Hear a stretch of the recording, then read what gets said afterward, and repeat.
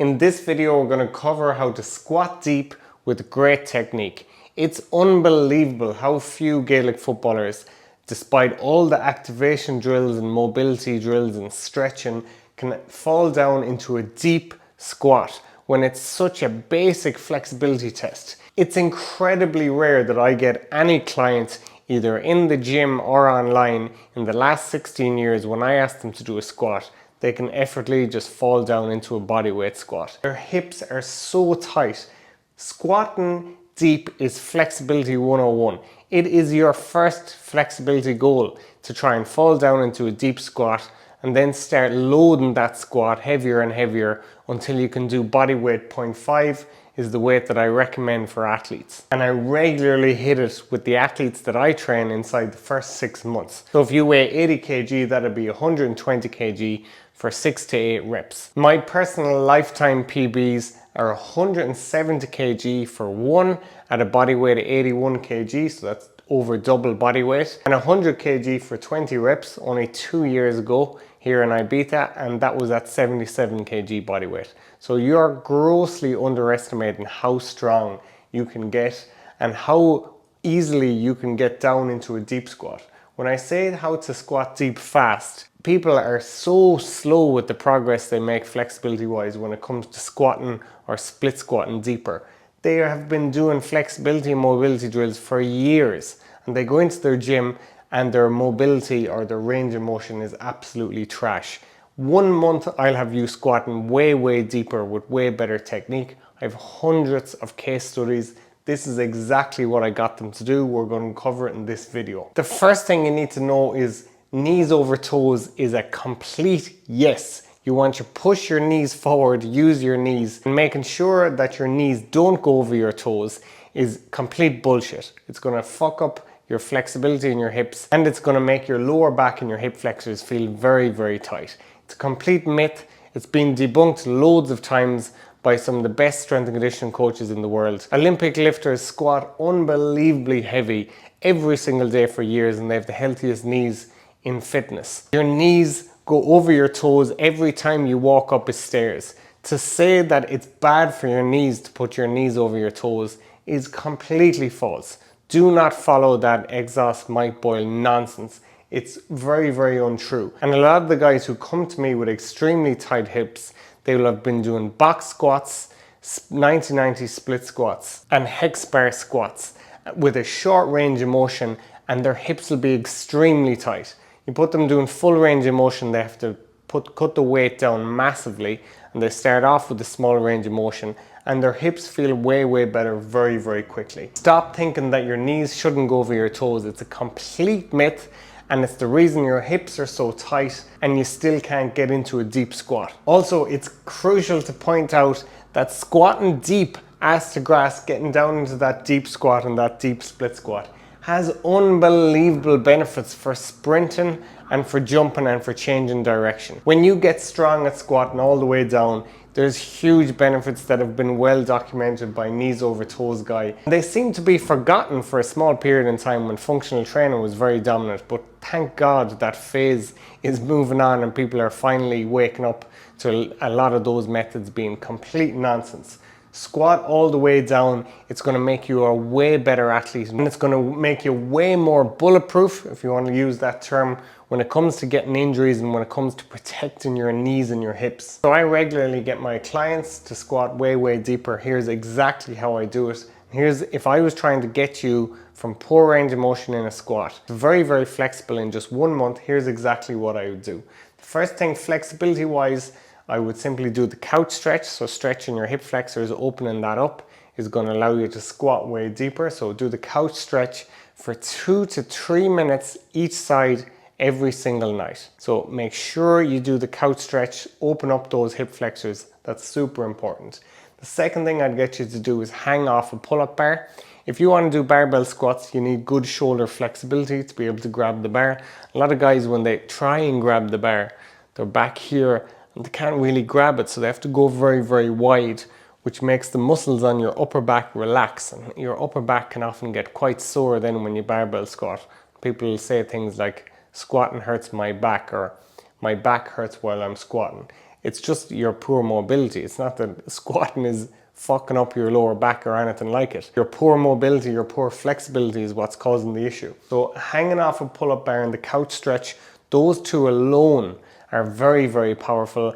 And then if you just put that with a deep squat hold, so just sit down into a deep squat, get very, very comfortable there. I spend at least 10 minutes here every single day while I'm working, while I'm training people in the gym. When I was training people and doing PT sessions back in Ireland, I would always be sitting down in a deep squat position. You've seen the videos of the tribes in Africa, of the Chinese people and the Asian people. They sit down in these deep squats when they're eating, when they're working, when they're going to the toilet. A lot of those third world countries, that's the way they go to the toilet. So it's a very natural position in the Western world. We sit a lot in a position that makes our hip flexors very, very tight. So hold that deep squat for 3 minutes, hang off the pull-up bar for 5 to 10 minutes a week, and do the couch stretch 2 minutes each side every night. And that's going to massively improve your squat depth. Then when we're thinking about strengthen and lengthen, those are the stretches. Strengthen, we'd be going to the knees over toes split squat. So the ATG split squat, front foot elevated is going to make it a little bit easier. So you can have that box really, really high if you want at the beginning, and lower right down to ground level and focus on getting as deep as possible, maybe even pausing down in that bottom position to really accentuate the stretch on the hip flexor. The second exercise is lying leg curls. Lying leg curls and hamstring work is very underrated when it comes to squatting deeper. World-class powerlifters, bodybuilders and Olympic lifters like lying leg curls and seated leg curls as warm-ups to warm up the knees and get blood flowing in that area before going on to heavy squats. It's a very common thing. For low reps or for high reps, both are great. The third exercise I'd recommend if I was trying to squat deeper as fast as possible would be a single leg hip thrust. It's very rare that you do single leg glute work. So when I get guys who can often hex bar squat 150 kg, to do a single leg hip thrust, sometimes they can barely do 10 or 15 reps because their hip flexors are so tight and they can't contract their glute fully one leg at a time. And it's unbelievable, just with body weight they can barely get 15 reps. That's not a good sign. So when you start doing that single leg glute work, building that up to 3 sets of 15 or 3 sets of 20, you'll notice that your hips really open up, and this helps your squat depth. The next exercise to groove the squat pattern would be a heel elevated goblet squat. So point your toes out slightly, hold the kettlebell up good and high, and focus on grooving that squatting pattern and pushing your knees as far forward as possible, chest up, shoulders back. And I like nice high rep sets on these for 15 to 20 reps. You should be able to build that up to half your body weight. So if you weigh 80 kg, that would be about a 40 kg kettlebell for 15 to 20 reps. If you can't do that at the beginning, don't worry, just start with even a 10 kg dumbbell and focus on getting as deep as possible and used to pushing the knees forward. And the final exercise I'd recommend is the squat calf raise. This is very, very rarely done, even though it's an amazing exercise. I've been doing it on my program for quite a few years now, and it really helps my clients get used to sitting down in that deep squat position. And usually calf and ankle flexibility or mobility can be a limiting factor when it comes to squatting as deep as possible. So spending as much time down there as possible, especially while doing a strength training exercises, will transfer over to being comfortable in that position when you go into a barbell squat or a dumbbell squat. When it comes to mobility, I love lower back magic and alarm clock mobility. These are two amazing warm-ups that I like to do every time I squat. Now I'm not going to cover them in this video because I'll be doing separate videos on them, but they're great mobility sequences or warm-ups for heavy squat days. And finally, heels elevated squats, whether they're with a dumbbell or a barbell, are an excellent way to start squatting if you have poor ankle flexibility. So I am a huge believer in ankle flexibility and ankle stretches.